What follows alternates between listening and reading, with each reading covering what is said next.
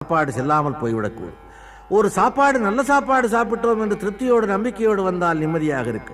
எதையோ தவறாக சாப்பிட்டு விட்டோம் என்று சந்தேகம் தோன்றினால் வாந்தி வருவது போல இயற்கையாக தோன்றும்.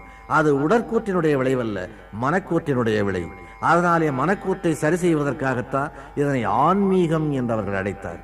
உடலுக்கும் இதற்கும் சம்பந்தம் இல்லாத ஒரு நிலையாக இந்த மதத்தை அவர்கள் உருவாக்கினார்கள். உடலுக்கு அப்பாற்பட்ட நிலையாக இதை உருவகித்தார்கள். இந்த நிலைகளை சொல்லுவதுதான் நம்முடைய இதிகாசங்கள். இதிகாசங்களில் ஒவ்வொன்றிலேயும் நீங்கள் எடுத்தால் 2 எக்ஸ்ட்ரீம் நிலைகளை நீங்கள் பார்ப்பீர்கள். தசரதனுக்கு 60,000 மனைவியர் என்றார்கள். அது சாத்தியமா?